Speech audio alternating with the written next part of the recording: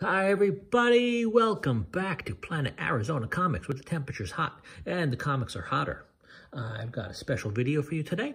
As you can read, we're doing a Transformers run, and this is something I've been meaning to put together for a while and broadcast on the channel. And what that is diving into the collection and kind of showing you guys runs I've put together over the years that I'm pretty proud of. And we're going to start with the Transformers run because there are very few things on this earth that tug at my heartstrings like a good 80s TV toy tie-in. And to me, Transformers was the top. I was a complete Transformers kid. I like G.I. Joe. I was not a G.I. Joe kid. Thundercats are cool. I like Thundercats, but I was always a Transformer kid. Have a lot of the toys. Still have a lot of the weapons that come with them. Unfortunately, Starscream is missing the other gun for his side, so I'm going to probably find a gun on eBay. But like I said, been wanting to showcase some runs. So without further ado, let's get into Transformers 1 through 80. The classic Bill Sienkiewicz #1. I have 2 issues of this. In fact, this one I should get graded because it's a little off-center, but it's really nice. 2 issues of this. This one is a lower grade copy, and it's signed by Denny O'Neil. Not a lot of people are going to know this. Everything you know from Transformers comes from 2 people, Jim Shooter and a guy named Bob Budiansky. When Marvel acquired the rights to publish the Transformer comic, they had to make backstories for every single character, and you know, the entire story of the Autobots and first Decepticons and coming from Cybertron and all that, and that comes from mainly Bob Budiansky and Jim Shooter. The story goes, Shooter first shot this project over to legendary Batman and Green Lantern writer who I guess at the time was working for Marvel, Denny O'Neil, and he worked on it for a little bit and just gave it back, said, nah, this isn't for me. And then Shooter shot it over to Budiansky, and he, like I said, he came up with all the backstories, all the character names, and the powers and all that good stuff. But the one thing they kept from Denny O'Neil was Denny O'Neil is the one who named Optimus Prime. They really liked that, so they kept it. I met O'Neil shortly before he died, less than a year before he died. And when I met him at the convention, he is toward the end of his life. He wasn't doing well. He was tired. He was gracious with his time. But I asked him specifically about Optimus Prime, and to his knowledge, he didn't remember doing it. But if you ask Shooter and Budiansky, they'll swear up and down Mr. O'Neil is the one who did this. So I was able to get him sign this, and one of the prized possessions in my collection. Moving on. Enough of that. Number 2. Number 3, nice Spider-Man cover. Number 4, and this is where it was supposed to end. It was just supposed to be a 4-issue series. It even says it up top. But it was so popular, they kept it going a few months later with number 5. One of my all-time favorite covers. This is a nice cover.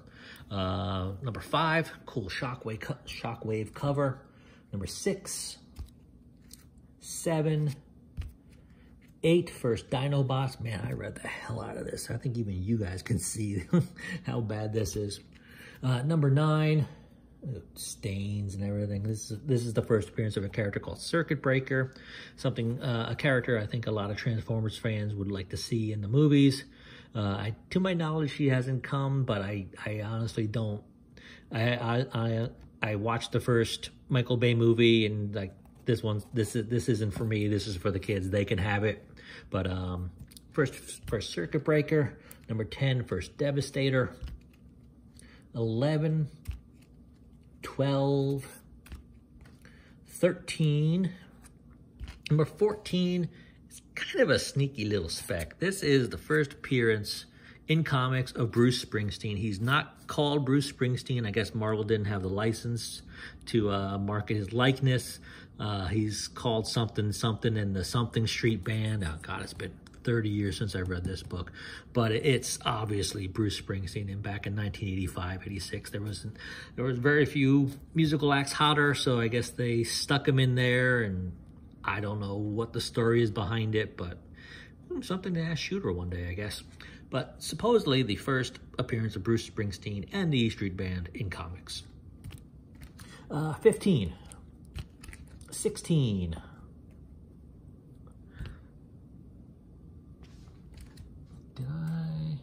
Nope, backwards.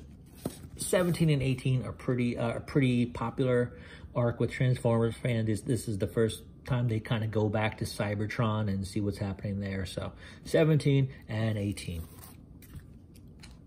19, first Omega Supreme, and 20.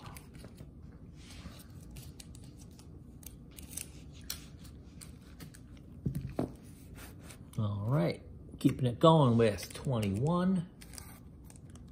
22, the Marvel 25th Anniversary border cover. 23, 24, 25, first Predacons. 26, first appearance of some character called the Mechanic.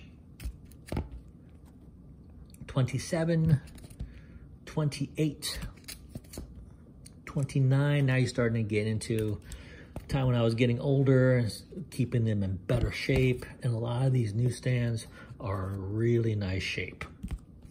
31, 32, oops, again, I'm backwards. This is a two-part arc. They adapted or reprinted a Marvel UK, a couple of Marvel UK issues in 33 and 34, The Man of Iron. 35, 36, walk the plank, kids, walk the plank. 37, 38,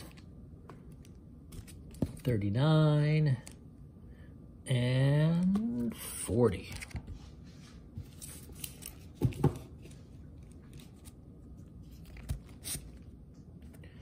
Keeping it going with 41. There's a lot of characters on this cover. 42, first Power Master Optimus Prime. 43, I believe this is the first appearance of Galvatron in the Transformers title. During the time of the movie, Marvel adapted the movie into a 3-issue series. That's where you get the first appearance of Galvatron and Hot Rod and Rodimus Prime and all those movie characters. But to my knowledge, this is the first. In fact, it would be Galvatron and Hot Rod's and Rodimus Prime first appearance in the Transformers title. 44, 45, Circuit Breaker's back. Nice cover. 46, 47, in fact, I mentioned Bob Budiansky. I don't know if you can read that, but this is a Bob Budiansky cover. 48, 49, and 50. And when I was younger, that's where I stopped. But when I got back in, I got the final 30 issues. Let's see if I can get them all in one shot here. 51, 52, 53. This is an early Jim Lee cover. Doesn't even look like Jim Lee. 54, 55, 56, 57. Megatron's back again. 58, 59, 60 is the first appearance of a character called Bludgeon. This is a cool character, not a lot of people outside Transformers fandom know about, but cool guy. 61. Now you're starting to get into lower print run as we're getting towards the end of the series. 62, 63, not a lot of people. More kids like me that were growing up and not watching cartoons or playing with toys anymore, just didn't keep buying the books, and less and less got printed, and you get into lower print runs, and you got 65, 66, 67 is absolutely cool Jim Lee Galvatron cover. This is a very nice copy. This is a 9.8 candidate, and it's a newsstand. Talking about 89, 90. I think this ran through 1991, but that's a dope cover. 68, 69, 70. My nephew always liked this cover for whatever reason. 71, well, that's a beater copy too. I remember this was the last one I got to complete the series, and I just picked the only one that they had on eBay that was a good price, and I'm like, mine. I'll upgrade later.